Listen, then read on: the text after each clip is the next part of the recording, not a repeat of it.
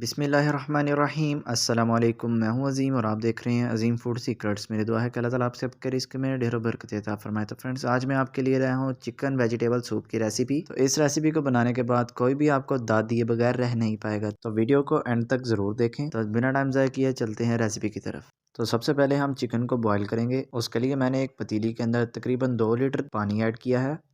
आप अपने हिसाब से पानी की क्वांटिटी कम या ज़्यादा भी कर सकते हैं। तो यहाँ मैं इसके अंदर ऐड करूँगा तकरीबन आधा किलो चिकन।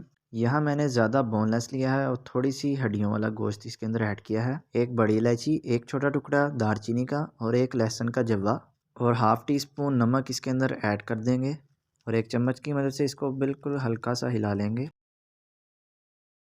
अब चिकन को अच्छे तरीके से उबाल लेंगे ताकि ये अंदर तक अच्छी तरीके से पक सके। तो चिकन को मैंने 10 मिनट के बाद चेक किया था, लेकिन ये अंदर से कच्चा था, तो मैंने इसको दोबारा से 5 मिनट के लिए अच्छी तरीके से उबाल लिया है। अब अंदर से इसको छुरी की मदद से चेक कर लेते हैं कि अंदर से पका है या नहीं। तो चिकन अंदर से अच्छी तरह से पक चुका है।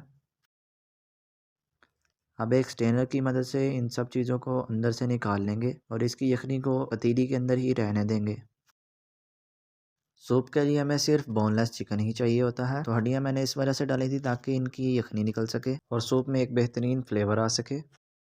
तो अब चिकन को श्रेड कर लेंगे, यानी इसके बारीक बारीक से रेशे कर लेंगे। मैं यहाँ पर हाथों की मदद से रेशे कर रहा हूँ क्योंकि हाथों की मदद से ज़्यादा अच्छे रेशे होते हैं। आप चाहें तो फोक का इस्तेमाल भी कर सकते हैं।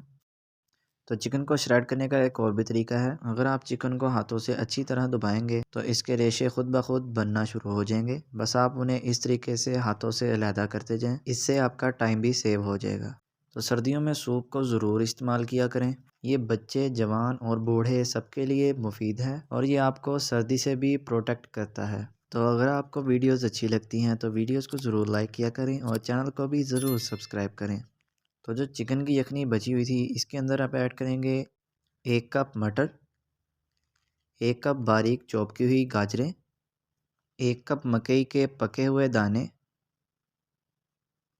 और 1 कप ही इसके अंदर ऐड करेंगे बारीक कटी हुई बंद गोभी और इन सब सब्जियों को चम्मच की मदद से हल्का सा हिला लेंगे। तो अब इसके अंदर मज़ीद तकरीबन 1.5 लीटर पानी ऐड करेंगे और चूल्हे का फ्लेम मीडियम हाई कर लेंगे। अब हमने सब्जियों को तकरीबन 50% तक गलाना है, तो 5 मिनट तक हम इनको उबाल लेंगे। तो अब सब्जियों को चेक कर लेते हैं। तो माशाल्लाह से सब्जियां हमारी 50% तक गल चुकी हैं। अब श्रेडेड चिकन इसके अंदर ऐड कर देंगे। तो चिकन पहले से ही उबला हुआ है, हमें इसे पकाने की बिल्कुल भी ज़रूरत नहीं है। बस चम्मच की मदद से इसको हल्का सा मिक्स कर लेंगे। तो अभी इसके अंदर ऐड करेंगे तकरीबन 1 अदद अंडा, जिसको मैंने अच्छे तरीके से फेंट लिया था।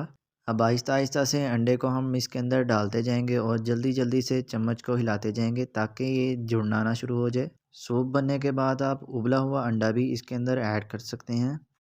तो अंडे को मैंने इसके अंदर डाल दिया है और अच्छे तरीके से इसको मिक्स कर लिया है। तो सूप को गाढ़ा बनाने के लिए मैंने इसके अंदर ऐड किया है कॉर्नफ्लावर। अब कॉर्नफ्लावर को इसके अंदर आहिस्ता आहिस्ता से ऐड करते जाएंगे और चम्मच को तेज़ी से हिलाते जाएंगे ताकि सूप के अंदर गुठलियाँ ना बने। मैंने 1 लीटर पानी के हिसाब से 2 खाने के चम्मच कॉर्नफ्लावर ऐड किया है। आप अपनी क्वान्टिटी के हिसाब से इसको मल्टीप्लाई कर सकते हैं।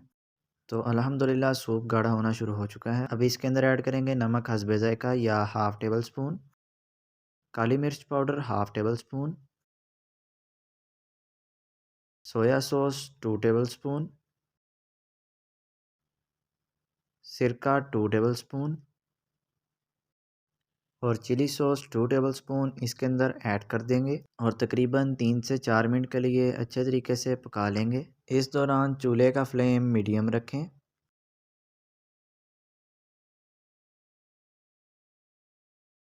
तो अल्हम्दुलिल्लाह सूप हमारा बिल्कुल बनकर रेडी हो चुका है। तो रेसिपी को ज़रूर ट्राई करें और अगर वीडियो अच्छी लगे तो वीडियो को लाइक करें और कमेंट सेक्शन में अपना फीडबैक ज़रूर दें। तो इंशाल्लाह मिलते हैं एक नई वीडियो में एक नई रेसिपी के साथ। तब तक के लिए मुझे दीजिए इजाज़त। अल्लाह हाफिज़।